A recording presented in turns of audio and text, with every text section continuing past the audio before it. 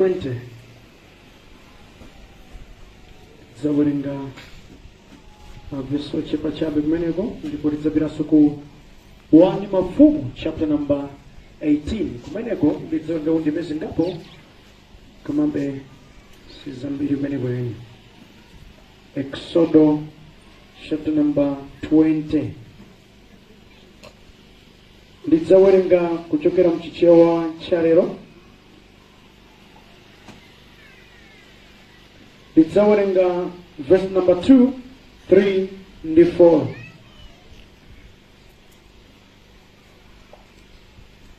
Koma kuti munemveke bwino ndidzalekezera 6. Verse number 2. Ine ndine Yehova mulungu wako amene ndinakutulutsa ku Igupto, dziko la akapolo. Usakhale ndi milungu ina koma ine ndekha. Usadzipangire chofanizira chinthu chilichonse chakumwamba kapena cha pa dziko lapansi kapena cha m'madzi pa dziko lapansi. Usazigwadire kapena kuzipembedza, pakuti ine Yehova mulungu wako ndine mulungu wansanje wolangalana chifukwa cha tchimo la makolo wawo mpaka m'bado wachitatu ndi wachinayi wa iwo amene amadana nane. Koma ndimaonetsera chikondi chosasinthika ndi mibado ku mibado miyanda ya wanthu amene amandikonda ndi kusunga malamulo anga. Amene. Tiye tipite ku 1 Mafumu chapter number 18. 1 Mafumu chapter number 18. Ndidzawerenga mofulumirirako chifukwa chonena kuti ndi maveso angapo. Eliya pa phiri la Karimeli. Verse number 16 imene ndidzawerenge. 1 Mafumu chapter number 18 kuyambira verse number 16 kutsika m'munsi. Ndi nkhani yabwino kwambiri zedi imene tiphunzira lero. Choncho Obadiya anapita kukumana ndi Ahabu namuwuza, ndipo Ahabu anapita kukumana ndi Eliya. Pamene Ahabu anaona Eliya anati kwa iye, kodi ndiwedi munthu wovutitsa Israeli uja? Eliya anayankha kuti, ine sindinavutitse Israeli, koma inuyo ndi banja lanu mwasiya malamulo a Yehova ndipo mwatsatira Baala. Tsopano sonkhanitsani anthu a dziko lonse la Israeli kuti akumane nane pa phiri la Karimeli, ndipo mubwere nawo aneneri a Baala 450 ndi aneneri a fano la Asera 400 amene amadya pa tebulo la Yezebeli. Choncho Ahabu anatumiza mawu m'dziko lonse la Israeli ndipo anasonkhanitsa aneneri a Baala ku phiri la Karimeli. Eliya anapita patsogolo pa anthuwo ndipo anati, kodi mudzakhala anthu a mitima iwiri mpaka na liti? Ngati Yehova ndi Mulungu mutsateni, koma ngati Baala ndi Mulungu mutsateni. Koma anthu aja sanayankhe. Pamenepo Eliya ananena kwa iwo kuti, ine ndilipo ndekha mneneri wa Yehova, koma Baala ali ndi aneneri 450. Tibweretsereni ng'ombe zazimuna ziwiri, iwo asankhepo okha ng'ombe imodzi ndipo ayidule nthuli ndi kuzika pa nkhuni nthulizo, koma asakolezepo moto. Ndipo ine ndidzadula nthuli ng'ombe inayo ndi kuyika pa nkhuni, koma sindikolezapo moto. Kenaka inu muyitane dzina la mulungu wanu, ndipo ine ndidzayitana dzina la Yehova. Mulungu amene ati ayankhe potumiza moto, iyeyo ndiye Mulungu. Pamenepo anthu onse anati, izi mwanena zamveka bwino. Eliya anawuza aneneri a Baala kuti, yambani ndinu sankhani ng'ombe yayimuna imodzi muyikonze popeza mulipo ambiri. Muyitane dzina la Mulungu wanu, koma musakoleze moto. Choncho iwo anatenga ng'ombe yayimunayo imene anawapatsa nayikonza. Kenaka anayitana dzina la Baala kuyambira mmawa mpaka masana. Iwo anafuwula kuti, inu Baala tiyankheni ife, koma panalibe yankho. Panalibe amene anayankha. Ndipo anavinavina mozungulira guwa lansembe limene anapanga. Nthawi ya masana Eliya anayamba kuwanyodola ndipo anati, fuwulirani kwambiri. Ndithudi iye ndi Mulungu, mwinatu akulingalira kwambiri, kapena watanganidwa, kapena ali pa ulendo, mwina wagona, ndipo nkofunika kuti adzutsidwe. Choncho iwo anafuwula kwambiri ndipo ndi kudzichekacheka ndi malupanga ndi mikondo potsatira miyambo yawo mpaka kutuluka magazi. Nthawi ya masana inadutsa, ndipo anapitiriza kunenera mwakama mpaka nthawi yopereka nsembe ya madzulo. Koma panalibe yankho, panalibe amene anayankha kapena kulabadira zimenezo. Pamenepo Eliya anati kwa anthu onse, sandani pafupi ndi ine. ndipo anthu onsewo anasendera pafupi ndi iye. Ndipo iye anakonza guwa lansembe la Yehova limene linali litawonongeka. Eliya anatenga miyala 12, mwala uliwonse kuyimira fuko lililonse la Yakobo, amene Yehova anamuwuza kuti dzina lako lidzakhala Israeli. Ndi miyala imeneyo anapanga guwa m'dzina la Yehova, ndipo anakumba ngalande yayikulu yolowa malita 15 amadzi kuzungulira guwalo. Anayika nkhuni zija m'malo mwake naduladula nthuli ng'ombe yayimuna ija ndi kuyika nthulizo pa nkhunipo. Pamenepo Eliya anati, dzadzani mitsuko 4 ndi madzi ndipo muthire pa nyama ya nsembe ndi nkhunizo. Eliya anati, thiraninso kawiri. Anthu aja anathiranso madziwo kachiwiri. Iye analamula kuti thiranso ndi kachitatu, ndipo iwo anathiranso kachitatu. Madziwo anayenderera pansi kuzungulira guwa la nsembe nadzadza ngalande yonse. Pa nthawi yopereka nsembe, mneneri Eliya anasendera pafupi ndi guwa la nsembe napemphera kuti, Inu Yehova Mulungu wa Abrahamu, Isake ndi Yakobo, lero zidziwike kuti ndinu Mulungu mu Israeli, ndipo kuti ine ndine mtumiki wanu, kuti ine ndachita zonsezi chifukwa mwalamula ndinu. Ndiyankheni inu Yehova, ndiyankheni kuti anthu awa adziwe inu Yehova kuti ndinu Mulungu, ndipo kuti mutembenuzirenso mitima yawo kwa inu. Pamenepo moto wa Yehova unagwa nunyeketsa nsembe yopserezayo, nkhuni, miyala ndi dothi lomwe. Unaumitsanso madzi amene anali m'ngalande. Anthu onse ataona zimenezi anaweramitsa nkhope zawo pansi nafuwula kuti Yehova ndiye Mulungu, Yehova ndiye Mulungu. Pamenepo Eliya analamulira anthuwo kuti, gwirani aneneri a Baala, musalole kuti wina aliyense athawe.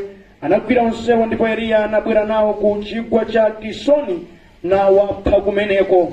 Mulungu wabwino ndi wamkulu, amene amadziwa kudalitsa, adalitse kuwerengedwa kwa mawu ake, ndipo odana ndi munthu amene amataka pa mawu a Mulungu amawasunga ndi kuwachita. Ameni. Tipemphereni. Kumatchuka ndi mvula ku Mzuzu kuno Ambuye, koma lero lokha mwapatula nthawi iyi Ambuye kuti dzuwa liwale, mpata uperekedwe, kuti mawu anunso akhoza kumveka. Chakukomerani kutisunga ndi moyo Ambuye, chifukwa mumadziwa kuti muli ndi cholinga ndi moyo wina aliyense ali pano. Ndikupemphera Mulungu okhulupirika tsono kuti yankhulani ndi wina aliyense Ambuye amene ali pano. Tsegulani mitima yawo ikhoza kulandira kwa inu, kuti motero mitima yathu ikhoza kutembenukanso ndi kuyamba kutsata inu. Chifukwa Ambuye ambiri akubwera ku church, ambiri akutsatira mapemphero, koma ndi omwe onse amene akupembedza milungu ina adakulekani kalekale. Ambuye anthu akusunga zinthu m'makomomo, muli nyanga m'makomomo, muli dzinthu m'makomomo, anthu akumwa ndowa za madzi m'makomomo kufunafuna thandizo lanu Mulungu. Yehova ndikupemphera, bwanji mupereke tanthauzo la mawu anuwa kuti likhoza kukhala thandizo kwa ife. Chifukwa kunja kuno Ambuye kwadza chimpwirikiti, kwabwera wochuluka m'dzina lanu amene akubera anthu osati masewera. Ena pano adabetsa ndalama zawo, ena pano adapatsidwa zinthu zimene mmawa wina uliwonse amazitsatira ati kufuna nkhope yanu. Wena adakuchimwirani Mulungu, m'dzina lanu lomwera ali kufuna madalitso. Yehova bwanji mutichotse kuzimenezo natipatse kupembedza inu mu mzimu ndi mchoonadi. Amen. Aleluya. Tawerenga mawu a Mulungu okondedwa. Mabuku awiri. Buku loyamba ndilo buku la Exodo. Mulungu akupereka malamulo kuti okondedwa, ndakutulutsani kwa Igupto chifukwa ndili nanu cholinga inuyo. Musakhale ndi kupembedza mulungu wina. Ngati nkupembedza mupembedze ine, amatero chautali. Ndipo kuti musapange kena kalikonse kundifanizira. Ayi, mu mtima mwanu mukhazikike kuti mulungu ndani, kodi mulungu basi. Ameni. Chifukwa ngati simutero ine ndidzakulangani kwa mpiri mpaka nolangana wanu chifukwa nomwachitira mwano ineyo. Komanso ndine Mulungu amene ndimachitira chifundo anthu zikwi amene akusunga malamulo angawa ndi kumawachita nthawi zonse. Mukudziwa chani abale wanga? Ganizo lopembedza mulungu mu mzimu ndi mchoonadi lasungunuka pakati pathu. Anthu ambiri tamupanga replace mulungu nkena kake.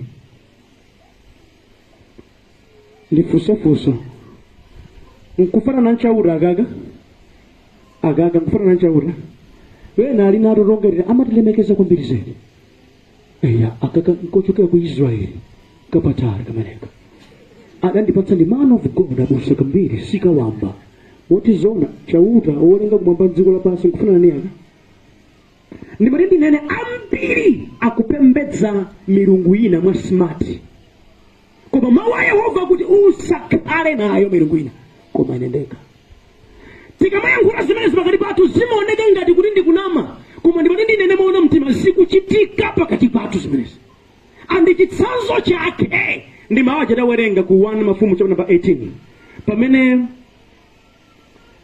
Ahabu akhala mfumu mkazi wake Jezebeli adabwera nke mulungu kake amakati Bala okutidwa anthu anzeru anthu ophunzira chimwanje choumba okha kuchikapo nkumana kuti ifeyo tidalengedwa chimwanchechi ali nzeru amenewo waumba yekha kuchikapo le zikomo uyu ndiye mulungu wathu zikomo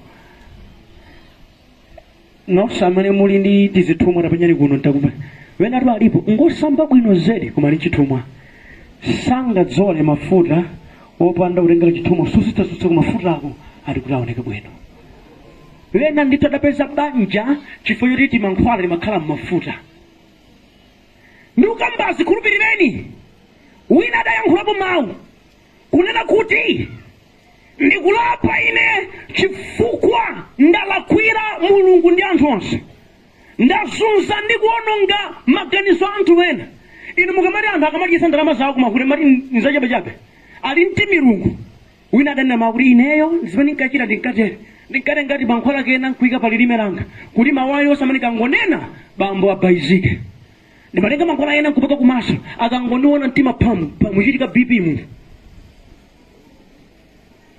aliponso bambo wena amakhala uvuta kwa akazi wawo koma ndi munthu ngati ameneyi haya mafewa yakusaluni 100 bwanjikala 150 iye ndio machonderera kuti abwanjira ka 150 ndikuonjezere chifukwa chaka mulungu kena kamene kulamula mtima ndikupete zilizoona wena ni chikhalidwe chawo ndithu koma lemba kuti usakhale nayo milungu ina koma inendeka funso lanu kwa neba mudatsimikizika mtima kuti mulungu ndiye Yehova moyo mwanu tafunsani funso limene mudatsimikizika mtima kuti Yehova yekha ndiye mulungu basi mukauza ameneyi mumakhala satisfied kuti ndauza oyenera ndipo mtima wanga uli ndi mtendere chifukwa ndauza nani kuti Yehova kodi Yehova mudampatsa malo aulamuliro mmoyo mwanu amene mumagonjera Yehova yekha tandimva kani tawerenga akutione watu zimene mulungu alati kuti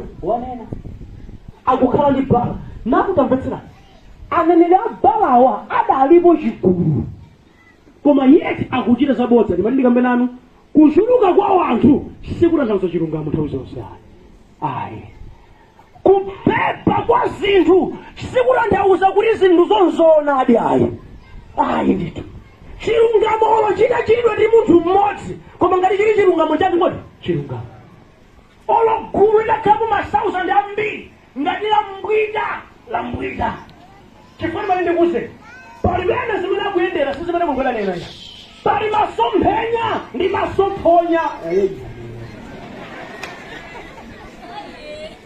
masomphenya ndi chiyani ndi cholinga cha Mbuye chokuonesa mwana wanga kufuna kwanga uziyende mu izi masophonya ndi maganizo ako amene ukufunafuna kuti mulunguyo azichita monga uganizira ndipo izizi zachuluka pakati pathu anthu ambiri akupembedza mwa maganizo awo osati mwakufuna kwa Mbuye ndipo akapezeka munthu otumikira ndi wothandiza mulungu akuoneka wachimidzimidzi wachilongosoko ndi wopanda uzimu chifukwa anthu ambiri akufuna kuganiza kwawo munthawi imeneyo Bala zake zimapepa mpaka na Aisraeli kubalalika kumakhala ndi mitima iwiri kukanika kukhazikika pa mawu a mulungu funso kwa neba ndinokhazikika ndinokhazikika Yesu kumphatikiza mkena kake kukondedwa zidani ndipoteka tsiku lina ndapita mnyumba ya wina ndimakacheza adatenga nkhope yangayi ndikuyika pakhoma ndikunena mawu, I'm protected by the God of Reverend Kambiri. Ine iwe odwala chifine ngati ine nkhope yange ingakuteteze zosatheka. Olo atapezeka mtumiki wa mphamvu chotani sadzaposa mulungu wayo. Malo a mulungu akhalebe a mulungu basi.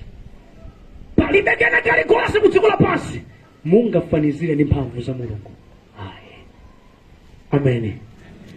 Koma munyengo zathu zino, nyengo imene tatenga materials ambiri ndikuwapanga kumagulitsana nthufe m'dzina la Yehova yemwe. Mwaiji anthu aleka kupembedza mulungu woona, akupembedza zopatsidwa ndi wanthu. Mudafuna basi ndinu mmodzi wa iwo.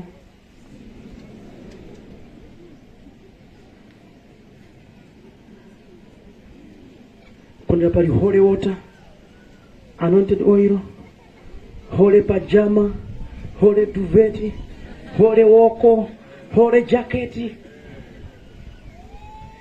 It's holy everything. Amena kufuna holy jacket, tirina uma jacket, holy jacket, kungovala holy ameneyo. Moyo wanu anointed yokayoka. Amen. Anthu kumakanganirana. Madalitso achauta masiku ano akugulitsana. Anthu atenga anthu anzawo ndikumati ndikalowa kumwamba podutsira mwa Kambiri. Sizoona. Yesu akuti ine ndine njira, choonadi ndi moyo. Ngati mukufuna kulumiza ndi Ambuye, Yesu akuti palibe wina adza kwa Atate koma udzera mwa ndani kodi? Mwa ine. Vesi limene sadafufure dakalipobe. Palibe wina aliyense adzakhala m'malo mwa mulungu atapezeka ndi fano limenelo. Ukudziwa chani? Anthu akugwadira wanthu. Enaso mabwera limutione nkhope yangayi. Si chipulumutso. Koma mawu amene ndikukupatsani ndi chipulumutso. Malemba akuti timakhala okonzeka ndi mawu amene mulungu amayankhula nafe. Amen. Mutagwadira ineyo nanditenga ngati wauzimu kwambiri zedi, mwalambira fano chifukwa si mulungu wayi. Kamundimvetsano kambanese mwagwadira fano kupembedza ndi Kambiri ndikhala fano chifukwa latenga malo anani kodi a mulungu. Mulungu malo wake sapatsa wina aliyense. Koma ana Israeli awa adatenga malo a mulungu ndi kumpatsa Bala, ndikuyamba kupembedza Bala, ndipo adalipo chigulu. Ndipo ndimati ndinene wina aliyense wopembedza milungu ina amakhala kapolo. That's why Ahabu akuti kodi ndiwe Eliya amene ukuvutitsa Israeli? Eliya akukana kuti iyayi, koma inuyo mukuvutitsa Israeli chifukwa mwachoka pa malamulo andani kodi a mulungu. Wina aliyense amene wachoka pa malamulo a mulungu amakumana ndi vuto ndithu. Ane ndimati mwene challenge, zilipo zina zimene inuyo simudzakumana nazo ngati munatsatira mulungu, ndipo zilipo zina zimene mudzakumana nazo ngati muchoka m'maso pa Ambuye. Masiku ano anthu akabwera ku chechi akumangoduduka pempherereni pempese banja kumafunsa nako nthawi zina zidatani kuti tsinkhwiri usakwatiwe, zidatani kuno ufike apa zidachitika njani? Munthu uyo ali ndi nkhani uyo, andichofunika kukosa sipemphero lyayi, koma mukose zimene zikumpangitsa kuti afike mlengo umenewo. Ndikufuna madalitso ine ndiwo munthu wophunzira digiri uli nawo, zukhala bwanji usalembedwe ntchito. Kodi kukula kukosa zapeza chihanda ayipeza kuti zidatani ali ndi nkhani. Moyo wake udachoka maso pa Ambuye akukumana ndi mavuto ambiri. Mavuto enawa mudachoka maso pa Ambuye kuteka. Mwaduduka ndi zambiri koma moyo wanu si wolumikizana ndani kuti ndi mulungu. Mukufuna zabwino moyowu pamene moyo wanu utakanganukana ndi Ambuye siziteka. Sizitani kodi? Siziteka. Mulungu sapanikizika ndi inuyo ayi. Ndewo odelewa okondedwa akhala mahula a mipingo ndazili kuno uku apita cholinga chawarawo pempherera wena mpaka nambochitika dazi pa mutu chifukwa chowayala manja, dazi pa mutu kwayala manja. Nkhani sikuyala manja ayi, nkhani ndi kuti mtima wako uyanjani ndani kodi ndi mulungu. Ukakhala m'manja mwa Ambuye zokoma ndi zakuyanja zidzakutsata chifukwa mulungu akulenga iwe ngati mwana wake. Amen. Hallelujah. Ukudziwa chana anthu ambiri ndokhumudwa. Akufuna kuthandizika, akufuna kuboleza, koma yeti moyo wawo si mkhristu. Tidakambapo pena. Mumapita kwa boyfriend pa Monday, kubwerako pa Chisanu. Kapena kupita pa Chinayi, kubwerako pa Mbande. Simudakwatirane. Pali Yesu apa? Mukabwera kuchalichi. Tsinsamanse Ambuye Yesu. Akudalitsire pati chautayo. Akulichifuna ndiwe munthu wadzigololo, munthu wachinyengo kwambiri zedi. Okhala nawo maonekedwe achipembedzo, mphamvu yake utayikana. Ukhoza kufuna ayireceive sizitheka. Koza mtima wako upembedze Mulungu woona. Hallelujah. Anthu ambiri akududuka kubwera tidalitseni, kubwera ndipempherereni, koma yeti mtima wawo ndi wosayanjana ndi Mulungu.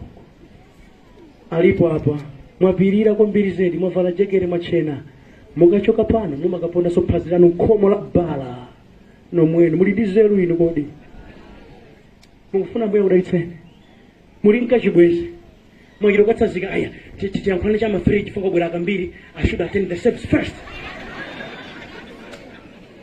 Kena kumufuna mudalitsike iteka. Yehova kufuna omupembedza, amupembedze muzimu ndi mchona. Mtima wawo kale wolumikizika unati kwati kwa iye. Koma ngati si choncho muvutika ndithu. Munena I receive pano muchitika vimaso zitaka ubounce palibe chichitike. Chifukwa Mulungu akufuna mtima wanu uyanjane ndi Mulungu. Amen. Mukhale woyanjana. Akamakuonani chauta dziti uyu ndiye mwana wanga kuti mwa iye ndimakondwera nawe. Amen. Ndiye nkhani tumene. Tamvani. Eliya kuti lero kudziwike kuti Mulungu ndi ndani. Pakati pa zimene mumatsata ndi zimene Yehova ali nazo. Amen. Now akuti tipereka nsembe, koma nsembeyo moto sitisonkhako. Mulungu amene ngwamoyo amamva. Mulungu amene ngwamoyo amapereka. Ndiye timfunsa wa moyoyo aonetse moyo wake. Zodi chauta alipo zilati kuti zidziwike. Ndiye tipereka nsembe koma osayikapo moto. Aliyense apemphere monga mmene pempherera kuti Mulungu wake amumvere, ndiye Mulungu wake apereke moto. Mawuwo adali ngati okoma, koma tamadakavumbulutsa choonadi chopezeka mu bala. Amen. Tamvani. Pamene panditsindike ndithu, munthu ukagwira choyipa chabodza olo ungavutike bwanji, yankho labwino sulipeza. Ndipati ndikuwuzeni tione mmene abala amapembedzera. Bible likuti abala adayala guwa lawo, ng'ombe ija kuyipereka, nkhuni kuyika. Ndi Bible likuti analipo 450 kagule. Ndi adayamba chipembedzo cha bala chimwe. Bala atavula mwene mikanjo yawo italitali, akupembedza Mulungu oti kuti kulibe. Adayamba kuyitana commitment ya mphamvu, kuyamba mmawa mpaka na masana mpaka na kusasa mawu. Bala osamva inu kaya musamakhumbira kugontha mawu pena apembedza Mulungu oti kulibe. Hallelujah. Uyapa ndimafuta kuti kodi mawu adagonthera pasiti. Ngati kuti akugonthera pa bala silibe phindu. Ngati mawu ako kumanga raisi kwa Mbuye Yehova ndikumakumva zili bwino. Koma ngati ukupembedza zina wangothyola mkhwiko pachabe wadzisautsa m'bale wanga, palibe wapindulapo ayi. Chifukwa kuvutika pasi ndizoti kulibe sikupereka phindu. Kundidwa ndinene maona mtima ine izizi zidatichitikirapo. Ndikukambasi ndiumboni ochitira ndani kodi ine mu nthawi imene ife tidabona kumene tinapita pa fellowship pena, koma adativuta kumbiri. Ine kuti ndiyambokhala ndi chidwi chofunafuna kumvetsa mawu a Mulungu, ndalinga nitaziona ndazithayimapo zoda mutu munthu. Onditsogolera mnthawi imeneyo adanditengera kuphiri. Okonero tabwera kuno tilandira mzimu woyera. If amen. Hallelujah. Amen. Yasamani uyasamaruda. Akubwera mzimu woyera uyo. Akubwera sakwada kuwawa yasama yo.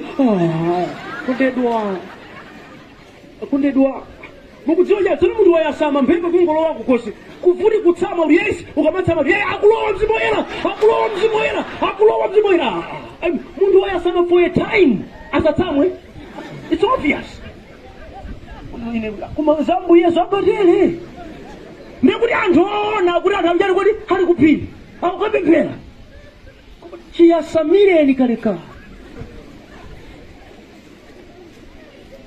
zochitika ndukambasa okondedwa mukagwira zabodza muvutika musautsika mapeto ake mukakhumudwa simudzamona mulungu wabwino koma vuto si mulungu vuto ndili mudagwira zolakwika ogwira chilungamo amauona ulemerero inatusa stage imeneyo ilepo stage number 2 akuti wolandira mzimu woyera makhala mdani wa tchimo timugende satana nukatenga tuvimiyala kunjika uyamba kugenda satana genda satana gamu genda umalize cheti mpondeni satana ndikumakhala mapemphero achilendo satana ndakugwira ndakuchecha panopa ndakugwira pakusi ndakupondaponda iwe ndatenga galimoto truck yatenga simenti ndikukuponda ndikukuponda kwambiri ndakulati zimuyendera kumafika poto pathukuta kuti ndi mmene mulungu adati zipempherera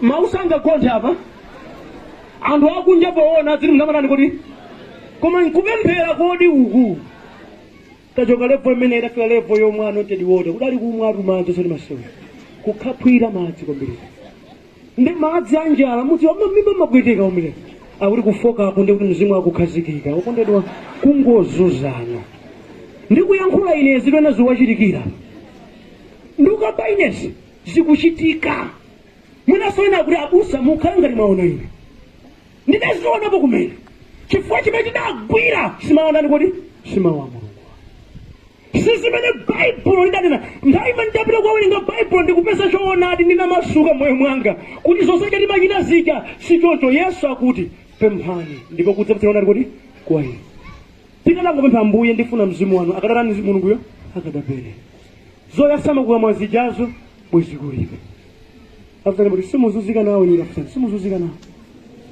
lafuseni simuzuzika nawo ndikambena nalipo wena nda azimayi mwina adalandira vandamutso mzimayi tu wa uzimu kwambiri sadzola mafuta mukwatiwa osadzola mafuta mungopeza banja akukondana amuna wanu kodi za uzimu zozimatero mudagwira solokwe ndipo anthu akuzunzika chifukwa akugwira solokwe anenera bala adayamba mawa kukuwa kuvina koma bala sadayankha kalikonse okondedwa anthu ambiri akuchita zochuluka ndipo afika pogiva chifukwa sadakhulupirira mulungu akhulupirira wanthu ndipo ambiri akhumudwitsidwa ndi amene amakhulupirira ngati atumiki a mulungu adafika podzipereka kupereka ndalama zawo man of God angonena aka apereka kale akuti chowinda kena kalikonse kupereka wina ndithu lidandiuzapo adagona panja adamutsekera nyumba chifukwa salale yake yonse sadapereke renti takapereka man of God ari aboleze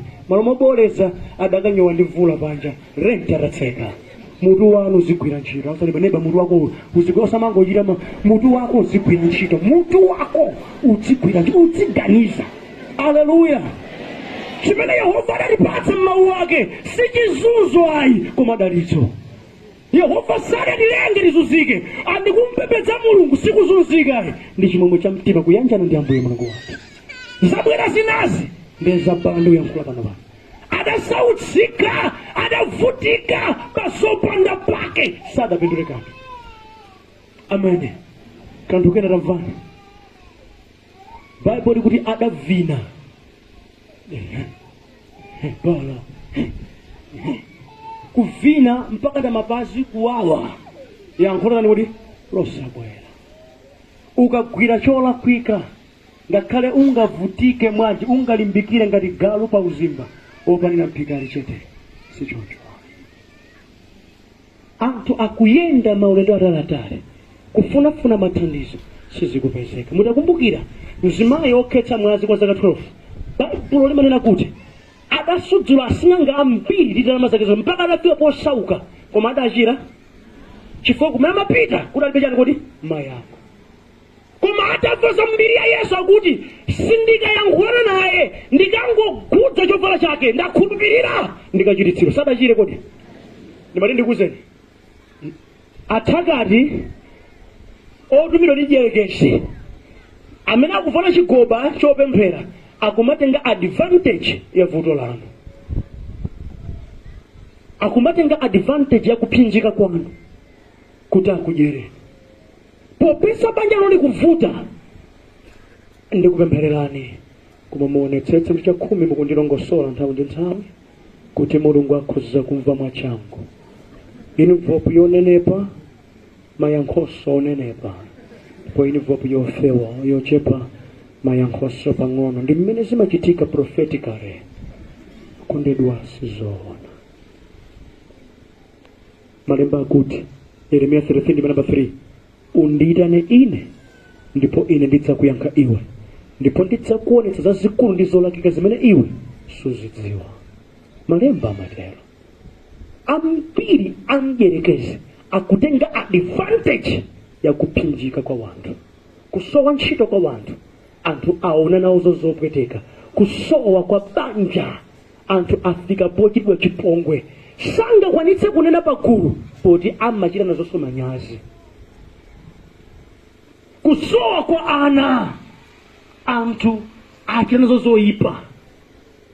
Ndamva vumbulutso lapadera kuti dalitso limeneli liditsira mwa ine, ndipo ndine amene nditsegule dalitso limeneli kwa mbiri ndiye timuzibwera mpaka na project imalizike.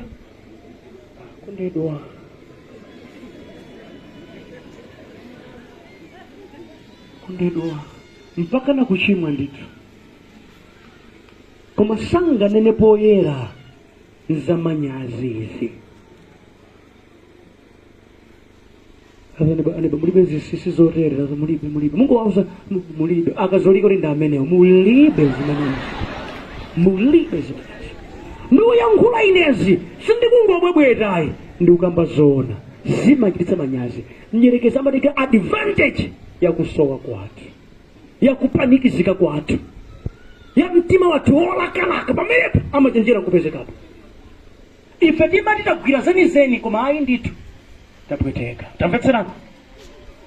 Eliya akuti takuoni kwambiri mwina kapena bala wachokapo, mwina kapena bala wakapala moto. Adawaseka chifukwa chiyani amaseka Eliya? Amadziwa bala simu. It's obvious. Tamundipeseka. Munandipesa.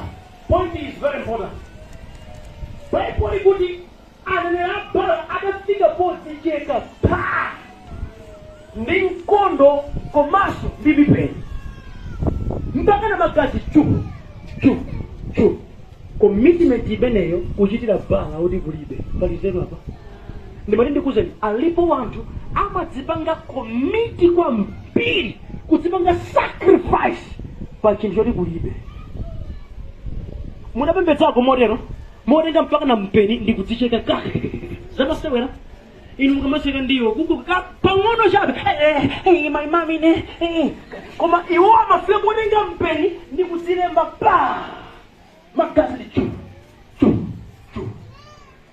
koseko kufuna kusakasaka mayako, koseko kufuna kusakasaka moto koma moto dabwera. Achulukirenji lero amene aponyera ndi Ambuye akufika podzipweteka ndi kumamva kupweteka koma palibe chimene chikuchitika. Chitsanzo ndichi wina akunamiza kuti Ambuye wandiyankhula kuti tisale 30 days lilivwanda mutso ziyenda achimane fasting musamasewera nayo ndi nkhani ya masewera. Kusadya chakudya kwa masiku angapo akuluakulu simaija Mulungu adakonza mwamva kuti kusadya kwa masiku ambiri si nkhani ya masewera. I remember nani nthawi yopemphera kwa masiku angapo 3 days osadya osamwa mwendo ungati siwanga chimwe. Fika siku namba 6 pemphero loku inonse amene pemphero lokula anatedzera adya sima wali ndi mphamvu. Oda pemphero la njala sungakweze mawu singatenge. Lolo sodadi mona kameta hata mtela Yesu Kristo ndikupemphera Mulungu kuti waitibula sima ali ndi mphamvu. Munthu amene wasala kudya wasiya kudya si nkhani ya masewera koma alipo ena ake akutenga nthawi yayitali kupempherera zabodza zoti kulibe. Munthu kuwonda mukufa tino ya ndili mu nthawi ya Mbuye ndikufa tiboleze koma yeti ndi zabodza. Munthu adayenyesima ndanamiza kuti chake ndanamiza kuti 20 days ndikumusitsa munthu sima 20 days zammaganizo mwake zuchitika ndukambanyeziro ndipo anthu akuvutika kwambiri okolera kuyamuka ku nyumba kupita ku phiri kumakavumbuka ndi mvula sinkhani ya masewera ndi kudzipereka kwatutu koma ndenu makasama kuphiriko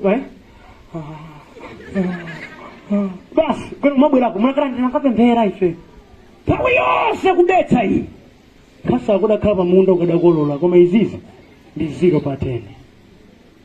Kamundipasa kani ena akupereka commitment yawo pa zinthu zolakwika, pa zinthu zosathandiza, pa zinthu zimene kumapeto kwake ziwakhumudwitsa sapeza kalikonse.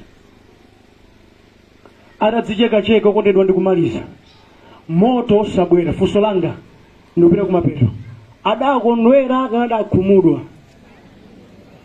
Amene lero lino anthu ambiri atatha kudzipanga sacrifice pa zoti ndi zabodza result yake amakhala okhumudwa. Ndajamati ine ndaleka kalo pembe ndayesetsa zera kuti sidavuta ayesakoni ndazionapo kuti awa adakhumudwa nazo adagwira polakwika. Tili ndi Yesu amene sakhumudwitsa. Amene mukadagwira Khristu Yesu wa moyo osati kugwira munthu simukadakhumudwa. Anthu ambiri akhumudwa ndi atumiki a Mulungu, anthu ambiri akhumudwa ndi zochitika pa mpingo, anthu ambiri chifukwa agwira zina sadagwire Mulungu. Mudafusani baneba mukutsimikizika kuti mudagwira di Mulungu inuyo tafusani mukutsimikizika mtima. Amene ngati simukutsimikizika mtima mudagwira so zinazo zikutayitsani nthawi.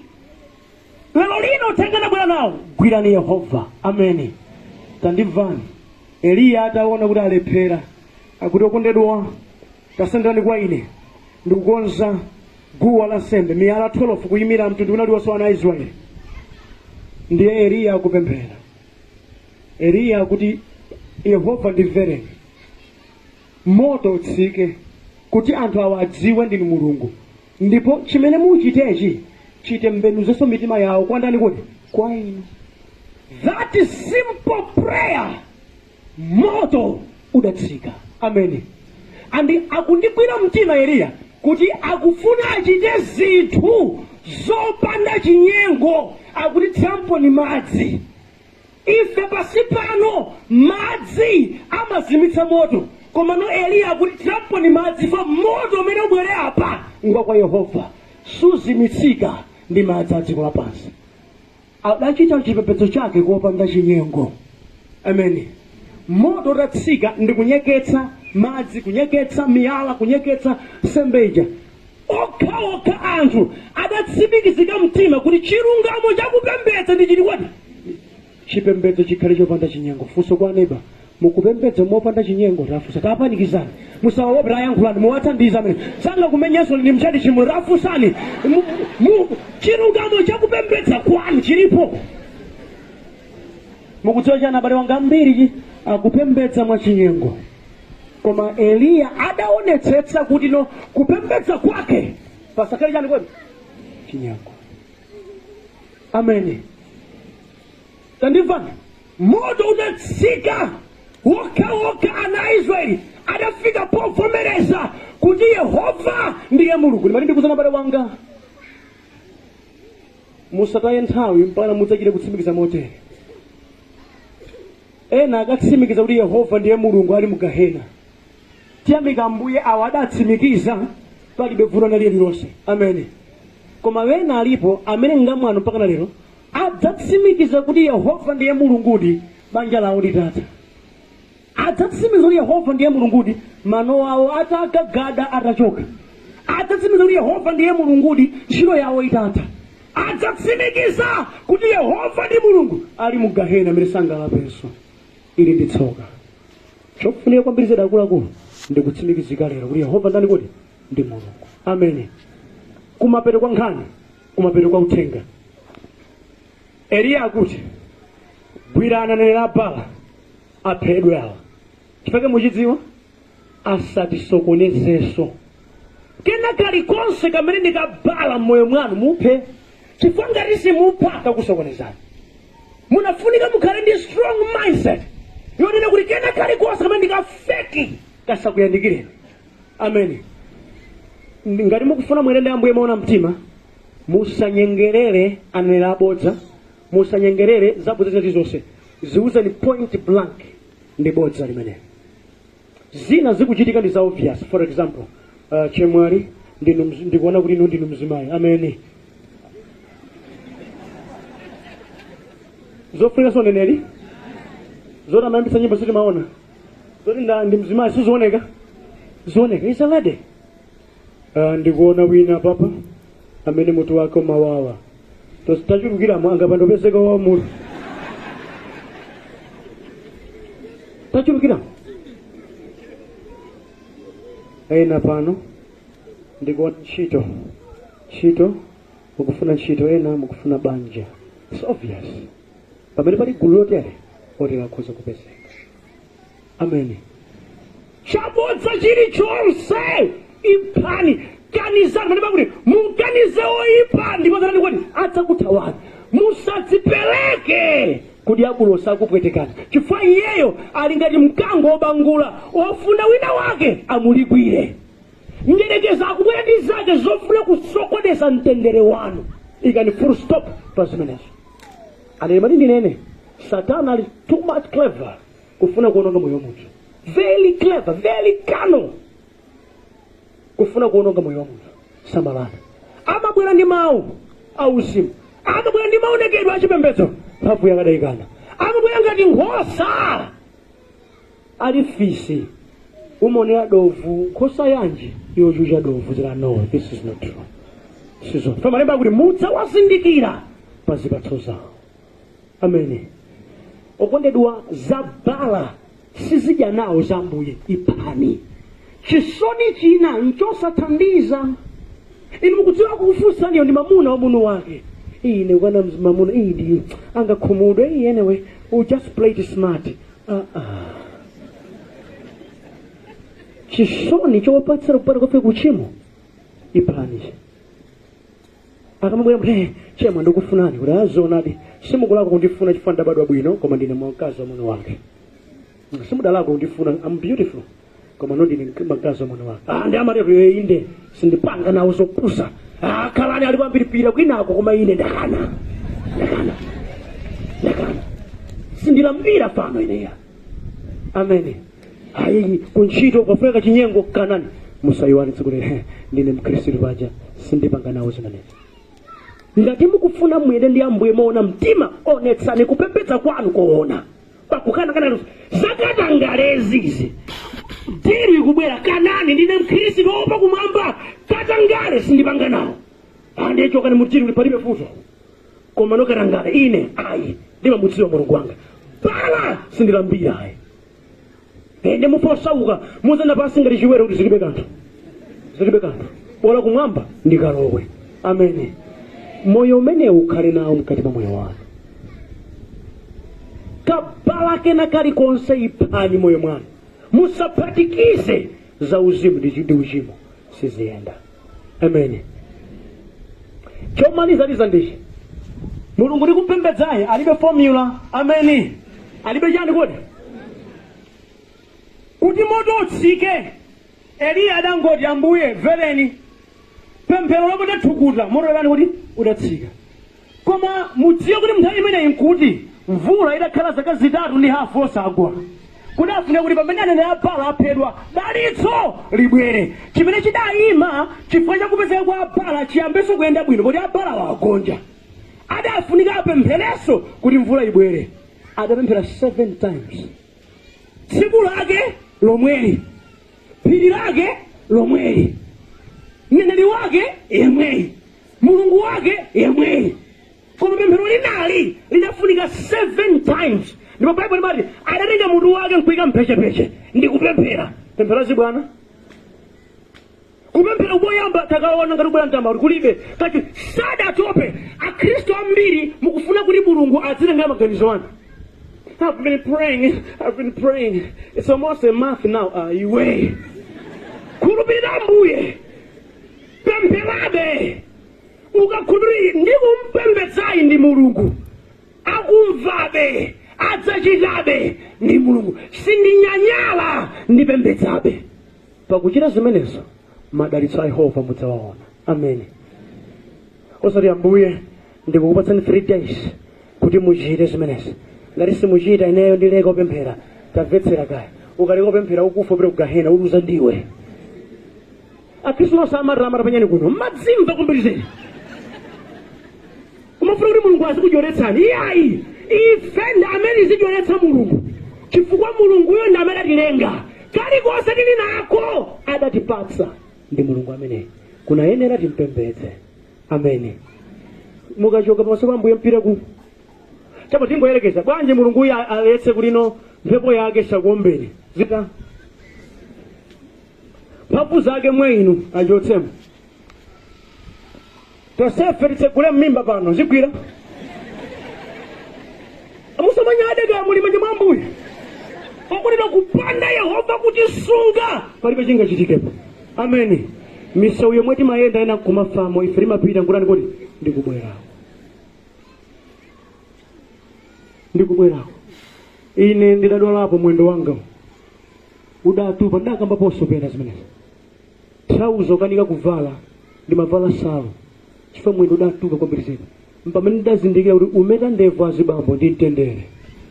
Oh yes, ndintendere fa nthawi yokamera ndevu ndidalibe kuti ndipite ku toilet ndikuti anthu 5 andinyamule kusauka ukakhala bwino mango mbaloso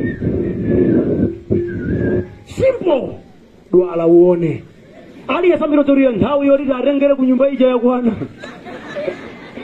ukuti timasungidwa ndi chisomo cha Ambuye. Ulemu wonsewu ndi chisomo cha Ambuye. Haleluya. Nkakamireni mulungu amene mudziuze ndidzayimabe pa mulungu. Ine ndipembedza mulungu ona kaya akambira akhoza kugwa kaya wampingo akhoza osiya kaya koma ine ndatsimikizika mtima sindikutsatira munthu ndikutsatira mulungu. Tsimikizikani chifukwa munthu wa dziko amatha kukhumudwitsa koma Yehova sakhumudwitsa. Mpembedzeni mu mzimu ndi mchoonadi. Haleluya. Manja mwa Yesu, manja mwa Kristo Yesu wa Mungu. We glorify your name, Jesus. Amen. Ngati mungathe kuimira tetimirire.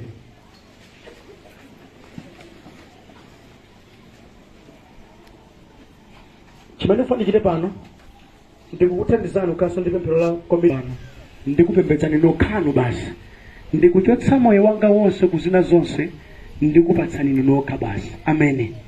Ndipo kenako ndidzakupemphererani ineyo kuti moyo wanu uyendebe ndi Ambuye. Ngati mungathe kukweza manja wanu mukhoza kutero tipemphere.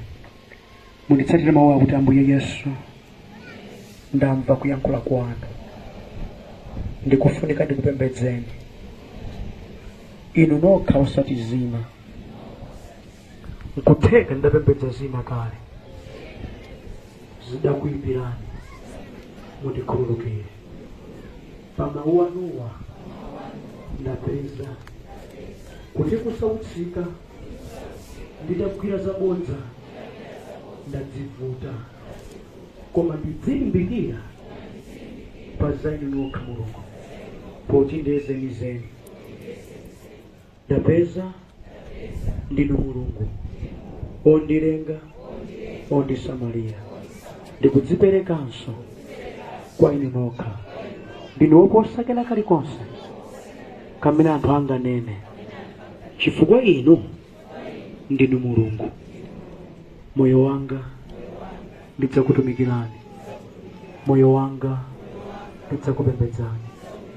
Ndichotseni kuzikhulupiriro zotchuka koma zosathandiza poti ndapeza inu mulungu ndinu mulungu wa moyo wanga. Amen. Tipemphere Tate zikomo chifukwa cha uthenga munandipatsa kuwapatsa usewa ayimirira ndi amene akhala pansi ndikuwasambira m'manja kuti ndawaonetsa kuti kulibenso wina mulungu ndinu nokha Yehova basi.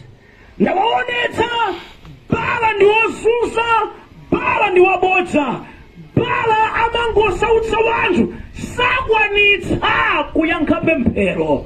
Mumayankha ndinuyo, munthu wina aliyense sangakhale mulungu ayi. Mulungu ndinu nokha basi. Sela mwa Khristu Yesu mwana wabadwa yekha, amene iye ndi mulungu ndithu. Lolani mitima yawo ikupembedzeni mu mzimu ndi mchoonadi.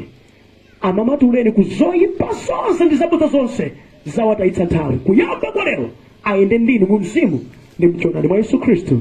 Amen. Hallelujah. Teddy, can you